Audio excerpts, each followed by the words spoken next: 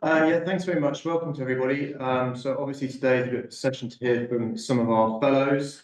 The first talk we're going to hear from is Professor Echevarria from the US Army War College. And after that, we'll be hearing from Wiki Stommel, Professor Stommel, who's going to be talking a little bit about robotics and linguistic failures between humans and robots, I believe.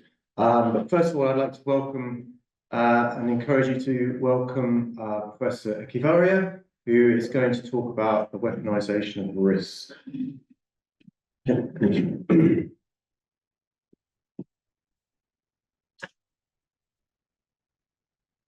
So, good morning, everyone, and many thanks to Loughborough University for the opportunity to be here, and also to Asal, my appointed guardian angel, who has kept me out of trouble thus far. Let's see what I can do about that tonight. So this morning, what I thought I would do is talk to you about a study that I began under the auspices of the Office of Secretary of Defense regarding integrated deterrence. As I began research for that, however, I discovered we have a larger problem with our concept of deterrence and our methodologies for thinking about it and so on. So I took a detour from integrated deterrence to going more deeply into deterrence itself. And so I'll lay that out for you. And then also, I think this case will illustrate some of the problems with policy failure. Just this is a festival of failure. So I'll share some insights regarding policy failure as they come along. So two major parts. First, we have to establish that there was, in fact, a deterrence policy and supporting strategy. Because many in the US argued there wasn't. In the US government, especially, the West didn't take deterrence seriously vis-a-vis Russia and Ukraine. And if there isn't a deterrence policy, obviously there's no point in discussing it or critiquing it and so forth if it wasn't there. So we have to establish that there was in fact one. And then because there are problems with the way we think about structure deterrence, I thought it would be useful to offer an alternative. One based more on risk manipulation rather than the traditional cost benefit decision calculus that is still popular among scholars of deterrence theory. So a definition there, policy, mine differs somewhat from Asal's yesterday. So official statement or stance, and it basically initiates action or a series of actions that authorizes people to take on behalf of the US government or any government really. And it really is an outcome of the struggle for power being the ability and right to promulgate policy itself. That struggle never really ceases regardless of how popular or not an administration might be at any given time. So, but that's a significant part of why policy sometimes fails too. Okay, so the problem is that Western deterrence, it failed to deter Russia, but that illustrates some of the problems with our concept of deterrence in general that we can pursue. And frankly, to borrow from the Clausewitzian construct that the value of the political object is what dictates the amount of resources and risk you're willing to take in pursuit of that object. If that value is not there, and essentially things begin to shift elsewhere, and you either give up the struggle for that object, whether it's violent or non-violent, and move on to something else. That is partly what I think drove the West to take the course of action that it did take, is that it judged that the struggle for Ukraine was not, to say this in a diplomatic way, was not worth the potential consequences of an all-out war and perhaps even going nuclear and so forth. So it took a more risk-averse approach to deterrence. And deterrence I defined there for you, many definitions out there, but this is the one I prefer. Important note also that risk is an integral part of deterrence. It comes down to what Schelling said many years ago, that deterrence is a process of risk-taking vis-a-vis an adversary, another competitor. And those who are willing to take more risk can normally come out ahead of the game, but it's still a game nonetheless. So in some ways, the fundamental problem is how can the West, going into a situation where there's a risk imbalance that is not willing to risk as much as an adversary might, how can it address that imbalance in ways that don't increase risk for itself, but might be able to transfer risk to an adversary or increase it in some other ways?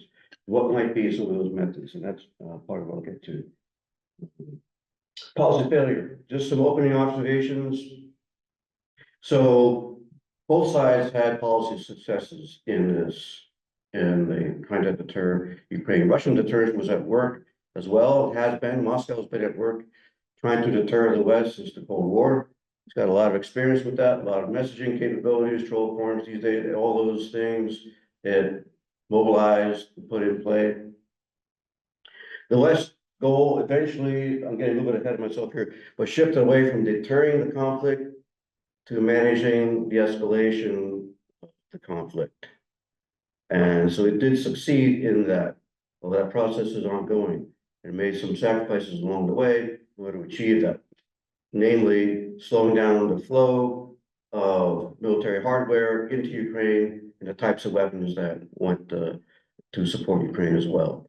And monitoring always what the Russian reaction would be. It's not just escalation to nuclear weapons, which for some was more of a bluff on Russia's part, but it's also escalation to what one historian, at least Jeremy Black, who may be familiar, described as anti-societal warfare. The Russians attacking critical infrastructure, cities, residential areas, all those things to increase the level of destruction and pain and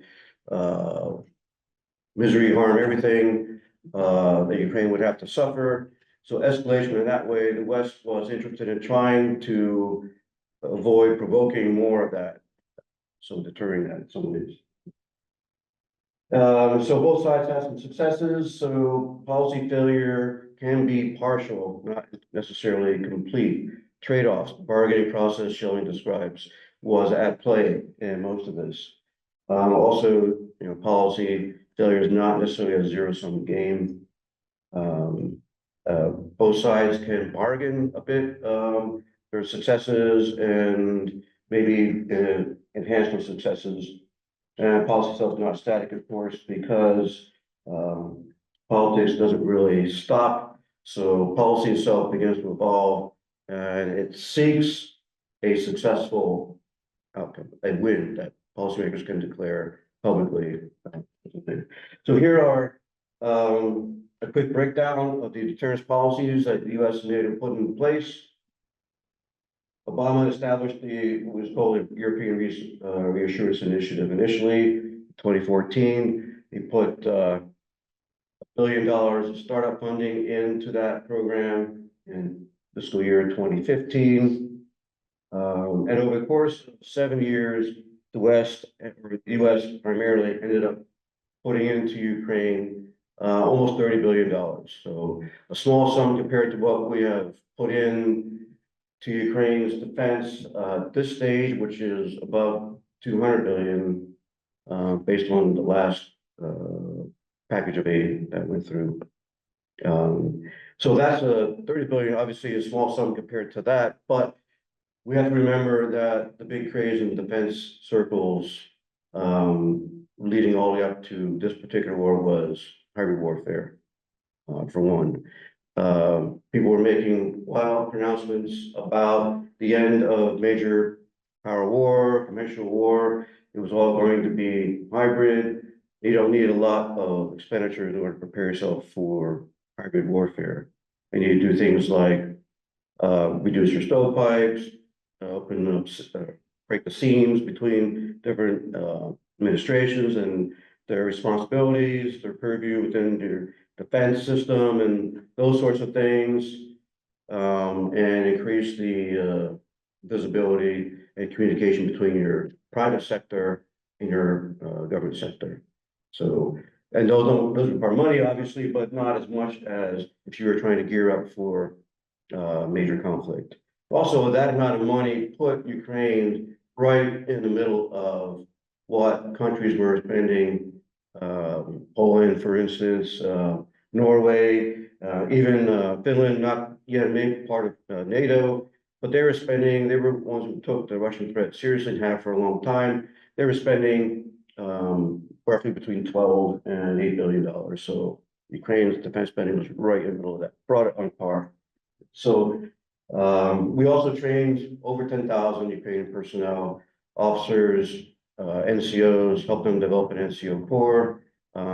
All that really takes a lot more time before you can reap the benefits of it, but it was in place and it was ongoing. So we had students coming through our staff colleges, our war colleges, learning Western systems and so on. So all that was happening. We also had two partnership packages that were extended to Ukraine. Ukraine was becoming more and more part of NATO by default, even if it was not so on paper. It was sharing deployments with NATO forces, going to Afghanistan, and to Balkans and so on. And so it was learning and becoming, increasing its interoperability. As many of these Eastern states, as you know, still had Soviet equipment, the Soviet command structures, Soviet ammunition, all that. And they were not necessarily interoperable with the rest of NATO and its Western systems. Also, they were trained in the Soviet approach to warfare, which doesn't require much initiative necessarily. So that culture had to be changed. So all those things were happening over time, making good on the threat, if you want to call it that, that NATO's encroachment was increasing and providing more and more of a threat to Russia. Assuming if you're dealing with a character, a national leader that is paranoid in any case, measures like this are going to probably increase that paranoia. Even though Ukraine had a right to do all of these things, and NATO certainly had a right to supply training, material, and so forth, military aid, all of those things. You do run the risk if you're dealing with a character that is of the type that Putin is, and lots of literature on there trying to decipher what his personality and type and all that, or I'm not going to get into those particulars, but the bottom line is that NATO was in a close partnership with Ukraine, and even though there was official policies in place to increase that relationship, we were trying to avoid provoking a conflict, of course. So. Then there was what we also call we teach in the US government, informal policies that came as the crisis intensified. And heads of state, other important political leaders throughout issued verbal threats, sometimes in writing or other ways of messaging and so forth. You begin to have an informal policy take shape, they're all in alignment, the same message, and they're issuing these things publicly, and they're putting their credibility on the line at the same time. So we have two forms of policy then that we can talk about. A formal policy we just described, informal policy which emerges as the crisis intensifies. A lot of the initial threats were weighted towards sanctions, but you also will see comments about consequences. Those were not specified. They might have been specified through backdoor channels, which is a common tactic to use, but we don't have privy to them. They're probably more still classified, and one day they will be open to the public, open to historians, to research, and so on. And those could be the more effective ones in any case. However, it didn't really matter, obviously, because even though all those warnings took place, the Russians essentially rejected them and took the West's best shot, sanction-wise. The package of sanctions that the West put in place was greater than, we see Cuba, Iran, North Korea all combined, greater than any package ever leveraged. US and EU together, EU sanctions have really been in force since 2014 from initial invasion and seizure of Crimea and so forth. So, yeah, so then we had to shift to supporting strategies for enforcing the deterrence. And NATO, as you know, chose sanctions primarily, but also chose a denial approach, which was head of the CIA, traveling to Moscow, issuing warnings saying, look, we know what your plan is. And this is what, in a way, this is unparalleled in history of conflict and history of intelligence, that you sit down with your foe and say, we have your plan, we know what you're going to do, not advisable to do it since we know what your moves are going to be and so forth. Laid all that out. We spoke about the support we would give to Ukraine in terms of tactical and operational intelligence and all those things. Guess what? There's some sort of machismo in the Russian mentality or something, I don't know, just going anyway. And so they came. We didn't put NATO forces into Ukraine, obviously, even though they are, around 40,000 troops or so when they're all full up, or the very rapid reaction forces. These are all being restructured now to a different structure, but these existed at the time. So we could have put maybe 20,000 into Ukraine, 20,000 troops on short notice, and within a week or so, and then within a couple of weeks had maybe 40,000 to 60,000 total in there. However, it is not clear to me that NATO was really ready operationally and military to pull that off. It hadn't really been training for large-scale conflict.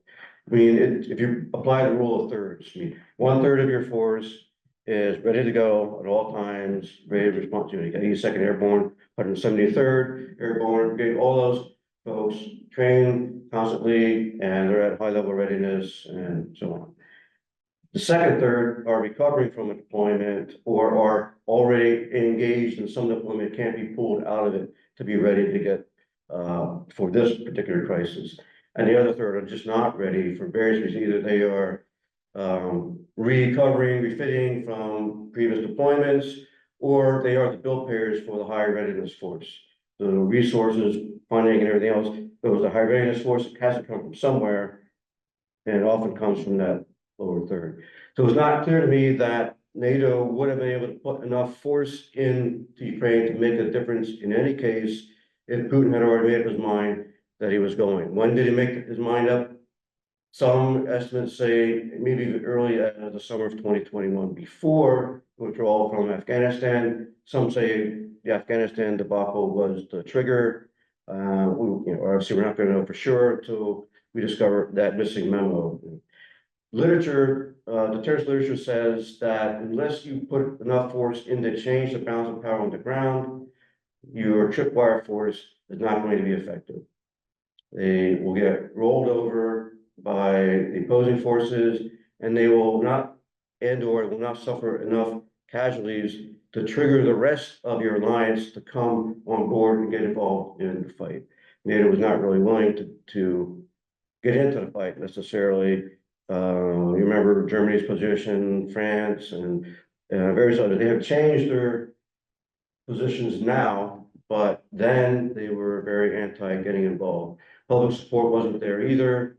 We learned from Iraq and Afghanistan, I hope by now, that if we don't have public support for an intervention or something, it is not going to work, especially if we start to take casualties at the rate that the Ukrainians and Russians have been in this conflict. NATO loses around 27,000 casualties for the 20 years it's engaged in Afghanistan. Estimates now are somewhere between 400,000, 500,000 Russian casualties 2+ years into the war. Ukrainians don't release their casualty figures for important reasons, but you can extrapolate from that the Ukrainian casualties must be at least half what the Russians are suffering. And NATO, I don't think would be able to survive politically a shock like that. So what the West, the question for the West is, can it really deter war without threatening war? Is there a way, without putting military force out there, to deter a major power? We're not talking small non-state actors, those sorts of things. That's a different approach. And there are ways to deal with that. The major challenge is this one. If the West, NATO in particular, is not ready or willing to threaten to go to war over a situation where its interests are not necessarily vital, then what alternative does it have other than sanctions? Needs something more than that. So, well, the one thing the West can do is go back to the original theory of risk manipulation, advanced by Schelling, picked up by people like Herman Kahn and others. Schelling limited it to the issuing of threats between two leaders, Khrushchev and Kennedy at that time. He studied the Cuban Missile Crisis. Unfortunately, he was studying that crisis based on histories written close to the event, which were very favorable to a particular, to the way the Kennedy administration would like itself to have been perceived in handling that crisis. Later, we have other research, historical research, that shows us that, in fact, both sides were wildly off the mark in the risks they were taking. They were not acting as rational actors in this clash at all. And almost by luck, we avoided a major conflict and so on. So it was not a set piece chess game sort of thing or an escalation of threats. So you get to the point where an adversary says, okay, I'm not going to go higher than this, I'm backing out. There are other things that were at work. The backdoor diplomacy was important in this, providing ways out for both participants in the crisis so that they can come away with something they can call a win for their constituencies back home. So the cost-benefit model has other problems as well. Not only can we not really threaten necessarily the cost ceilings that authoritarian regimes have, we can't threaten them really without violating our ethical norms, law of armed conflict, those sorts of things. We're threatening to go nuclear, which we were not do. So if we can't threaten the Russians with more than 500,000 casualties, for instance, for an attack on a neighbor, Ukraine or wherever else, and we can't really do that without deliberately attacking Russian cities, non-combatants, and so on. Just can't. So that's off the table. How can we? The other parts of the cost-benefit model that are not working is that rationality now we know is bounded, meaning that you can define rationality from within the framework an adversary or a rival is using to make its decisions.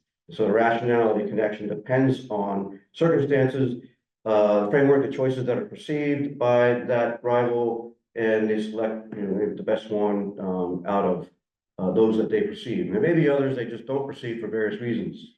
Cognitive biases is another thing that kicks in and takes away from deliberative thinking. Although research by Daniel Kahneman and others on cognitive biases says they are essentially working in parallel with deliberative reasoning. They kick in initially, but they give the brain a choice between a quick decision, which in early evolution was essential for survival, or the lazier part of the brain when it kicks in to do the thinking and analysis to get you to a better decision and try to set aside the biases. So, but those things can kick in. They don't displace rationality entirely, though they can become a problem clearly. Behavioral pathologies, for instance, who essentially declaring himself to be the next czar, next Peter the Great for Russia, that sort of thing, or being paranoid about losing influence over Ukraine and Ukraine drifting more and more into the West's orbit, and that therefore posing a threat. Whether that was really often been perceived as a threat, the obsession that might have taken place within his thinking and inner circle within the Kremlin, so forth, amounts to a behavior pathology that reasoning doesn't necessarily solve. Rational discussion with someone obsessed by a situation can't really be solved by negotiation and so forth until something drastic happens. So that doesn't again displace rationality entirely, because someone can be pathological for a certain item or issue or crisis, but then perfectly reasonable for other situations. So we're still learning more and more about that. The problem is that the development and our ability to understand how the human mind thinks requires deterrence theorists and other political scientists to cross disciplinary lines and talk to other and learn from other disciplines. A difficult thing to do. We all talk about doing it. This is an example of doing it here. Changing character warfare program is another one. Really hard to do because you're just uncomfortable and you don't have enough knowledge to weigh in effectively or understand fully what you're being told by behavioral scientists or something. So, and knowing that knowledge is always sort of evolving, changing, developing, and that there can be for great periods of time wrong ideas that will shape a discipline. So we are reticent to do that. We have to, in this case, we have to try to understand more and more. Deterrence, we often say takes place in the mind of the deterred. It's when the deterred party decides, no, not going to do this. And when that happens, of course, it's really, really hard to say. And it's often disguised in any case in various ways. So,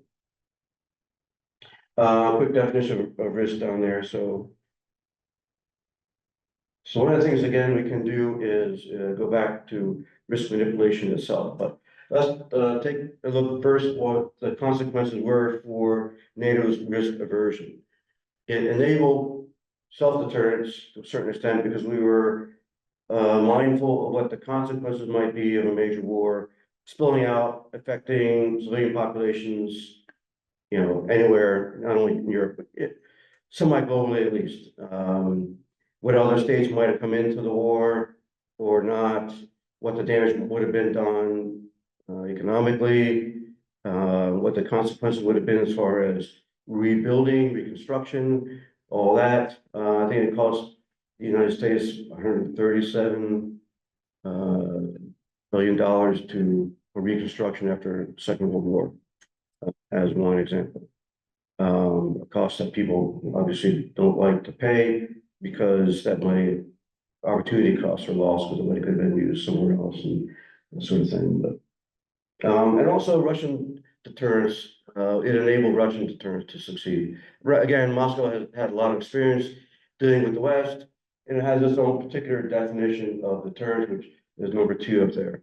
The similar aspects of Russian deterrence to Western deterrence, except they use intimidation much more than we do, and they do not use the cost-benefit model, according to Dima Podomsky, who just published a book on Russian strategic culture and concepts of deterrence.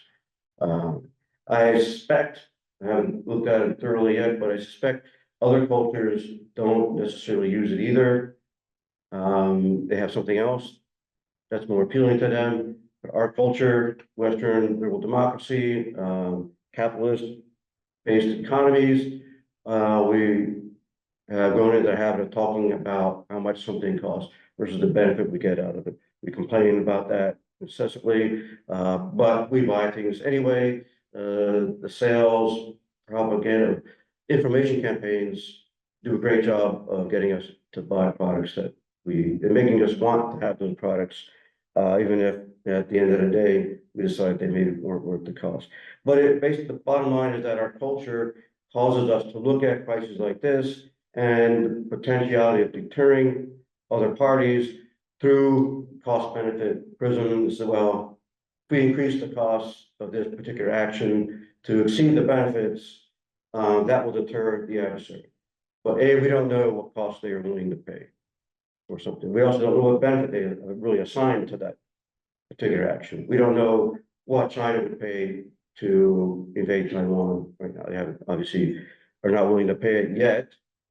We don't know the benefit they particularly think they will get from taking Taiwan. And there are any number of ways they can take Taiwan without a cross-strait invasion in any case. The one-child policy that China had in place for literally decades may cause them to think about costs in terms of human lives a little bit more than the Russians are obviously doing now. And the Russians are recruiting outside of Russia itself to create units that can be thrown into the fray. And so those lives that might be lost are not going to count against the Russian public itself. They're not going to feel those losses. So basically, in terms of policy failure, getting back to the theme for the conference, risk aversion was kind of at the root of policy level one, policy failure at one level. However, we do have a policy success that goes on other levels in the fact that we were able to contain the conflict. Why are we still using the cost benefit model if it's flawed as it is? Well, go back to the Cold War. During that time, it was reasonable when you're talking nuclear strategy to talk about counterforce, countervalue ways of deterring your foe.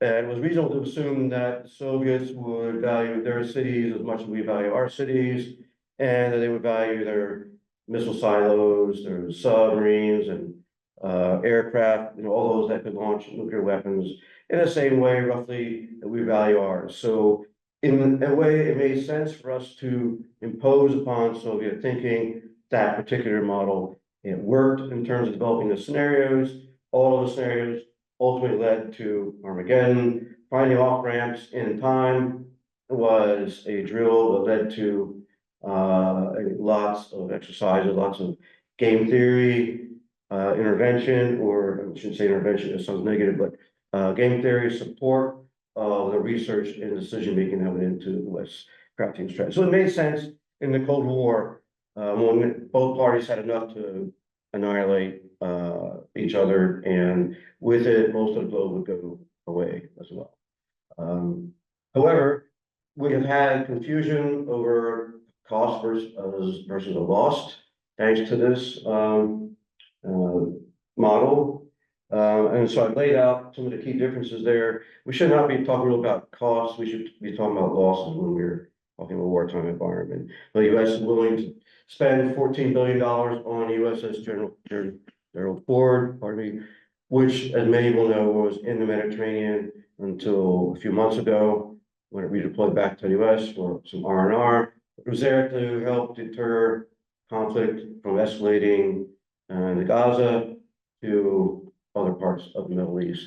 We are willing to pay that plus $1 billion every year for maintenance, not counting the 3,000 sailors or so that are on board, and the aircraft and the munitions that the aircraft use, and so on. And so those are costs we are willing to pay to maintain stability, peace, commerce, all those things that we value.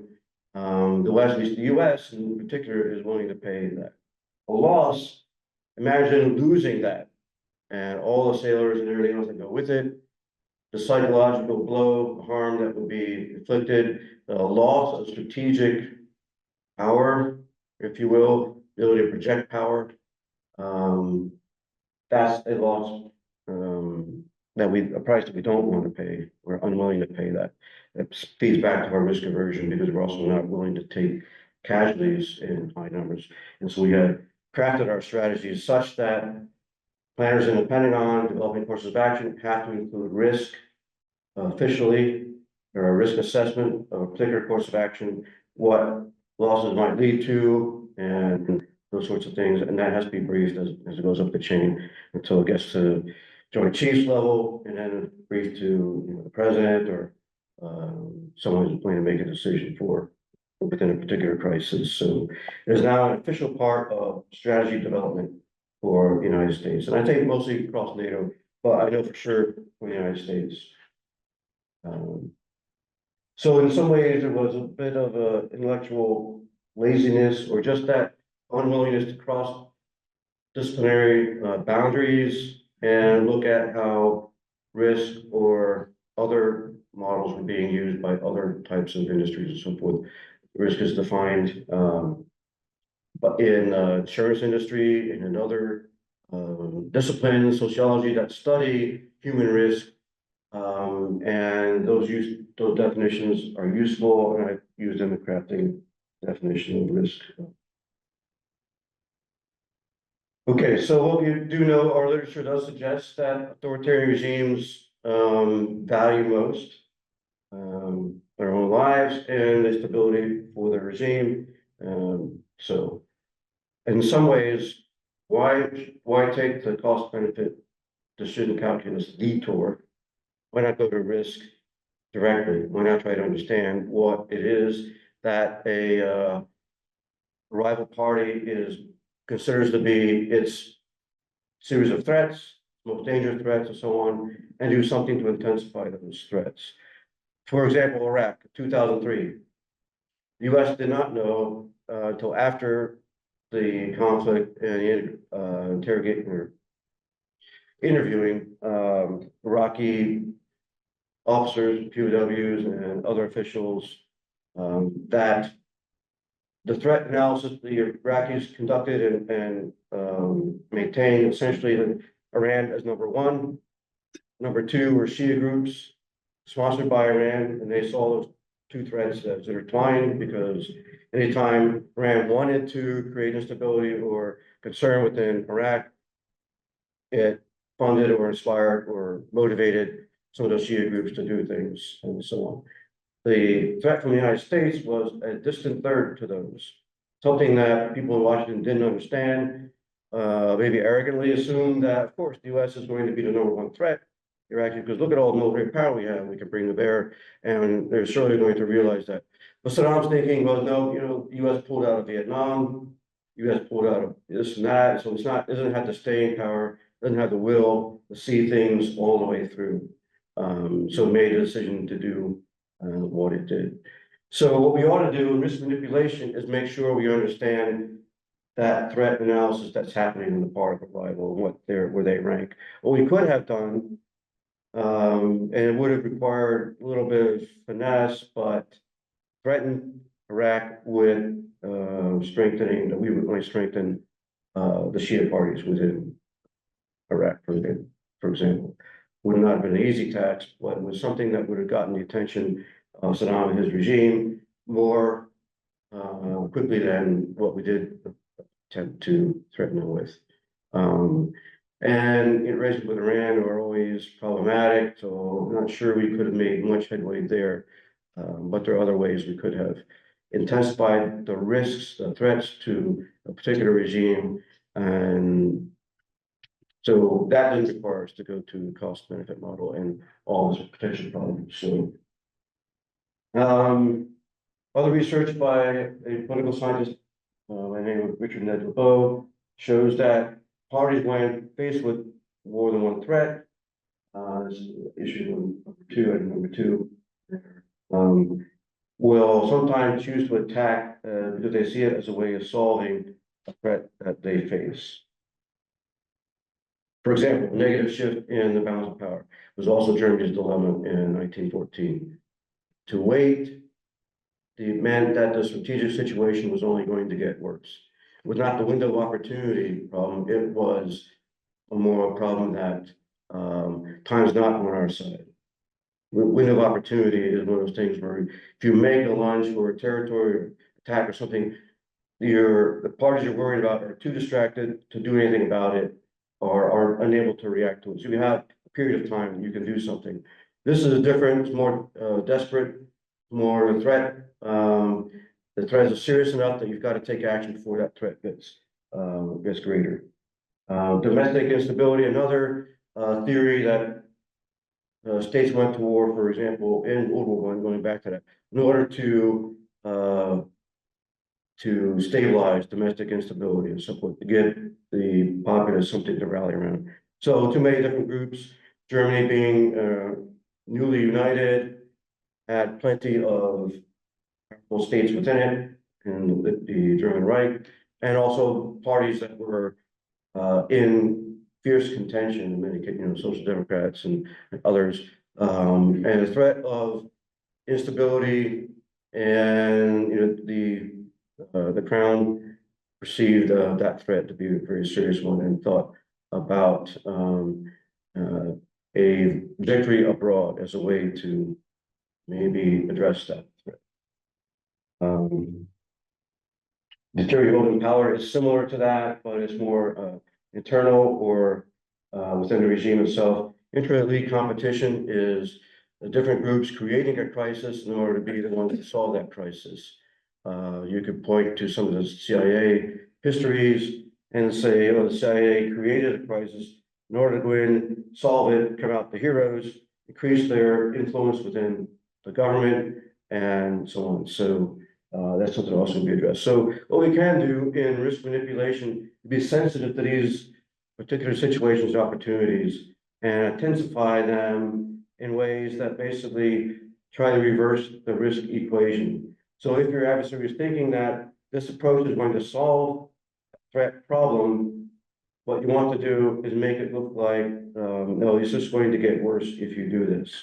You're not solving the problem, you're going to make it worse, and here's why. Lay that out. Yeah, okay, so number 4, important to remember, we can still do all the right things, and literature shows, history shows that the deterrence can still fail. So in that case, we have to expand denial. Deterrence by denial is, by according to Lawrence Friedman, the more reliable method of deterrence in any case. And what you want to do then is, so we failed to deter Russia from invading Ukraine in 2022, but we can extend that, make them continue to suffer, increase the denial. Ukraine by default becomes a proxy, it goes from partner to proxy. And if you can extend that, and assuming there is some way to declare a win at the end of this for Ukraine and a defeat for Russia, then that can be an example. So you can use this as an example of denial. Should anyone else, China, Taiwan, or other cases attempt to do something like this, we will stay the course long enough that you will not be able to achieve your objective, because we will be able to flow material and other support, intelligence support especially, into the endangered party, such that you won't be able to achieve that. Now that's also dicey, it's tricky, because alliance and coalitions will begin to form as this crisis begins. Russia has turned eastward and has strengthened its relationship with China, for instance, and India. Iran has come into the picture, and so we have also not been standing still. We've added more to NATO, for instance. We can do more in terms of adding other allies. So the competition and risk-taking continues, strategic level competition continues, and you have to be aggressive about how you're going to set it up. So it's clearly, from a geopolitical perspective, getting more and more, you're intensifying the threat. But you have to also be careful. You don't want to provoke a larger conflict, even from the one you already have. It's unlikely the Russians, in which they have suffered in terms of personnel and hardware, are going to really be able to expand the conflict much more than what they hope. There's been no more they could shoot at this stage. They have the upper hand now in the summer offensive and waging, but they are also losing troops at a very, very high rate, and we're not going to be able to sustain it much longer. So, as many of the analysts have said about this conflict, it's going to be decided probably in 2025, as long as Ukraine can hold out, it will be probably decided. You also have to fix the defense industrial base in the West. We're not prepared for this level of conflict, not prepared for the scale of munitions that were required, 155 ammunition, all other kinds of things. We need to fix the defense industrial base so they can kick into high gear when it's needed. And that's going to require effort, sacrifice, money, and so forth on part of the West. And the West can go hot and cold on things like this and get really into supporting Ukraine and then lose interest and go back to its own particular interests, which have priorities. So number 4 may be really difficult to, I mean, it's great to put up on a slide, but it's not just, you know, everything is easy in theory, difficult in practice. So, some conclusions, by weaponizing risk, that's just my way of trying to get the attention of the vast defense community out there, who are always looking for. Basically comes down to manipulating risk, doing back to that, but trying to do it in a more serious and deliberate way, making a policy out of that, making a policy part of NATO out of that. It says part of our approach in the future is going to be this, and to lay out those specifics. So right now, NATO does not have a policy for supporting proxy at all. Doesn't have a policy or strategy or concept for dealing with hybrid warfare at all. It is only focused on conventional conflict, basically hoping that it never has to launch one, perhaps. But it's unprepared for all of this, and it had plenty of time to get prepared, and it didn't happen. It didn't do it. But we can, if we turn this into a formal doctrine, formal policy, we can at the same time send a message that we are in fact prepared to do this again and to do it more effectively than we're doing now. Because the interrupted flow of material has impacted the development of operational art and military strategy on the ground, which we all know. Part of it was also deliberately to keep Ukrainians from escalating too rapidly as well, and then pulling the rest of NATO in with it in order to. So there's always, in the political game, there's always a little bit of giving your partners and allies some rope, and then but tugging back on it a little bit so they didn't get too far ahead of the problem and create more problems for you. All right, so I'll jump down to implications of policy failure. Yeah, so they may be obvious, but they may be hidden. Often they are, and often the real policy decision is not announced because it would be untenable publicly to do so. Yeah, so politics again, vicious form of bargaining. That's Shelley's phrase, you may remember. But it means that whether Republican or Democrat, one of the other is going to use whatever it can to include casualties that are mounting against the other party. This happened in Vietnam. That's the best example I can use right now to avoid getting into trouble. But up to 1968, the Vietnam War was a Democrat's problem. Democratic Party was an albatross around Johnson's neck. After 1968, Republicans were elected, and it became a Republican albatross. And both sides criticized energetically the other for mismanagement, poor strategies, mounting casualties for no apparent reason, and all that. No holds barred. It was just at it. So we're seeing these sorts of things play out across the West, and it's not going to go away. Why would it? So, yeah, so we have to remember that political wars of political liability that at least Westernized, maybe not so much yet in other cultures, but I think to a certain extent, even there, it is. So I think that is it. So.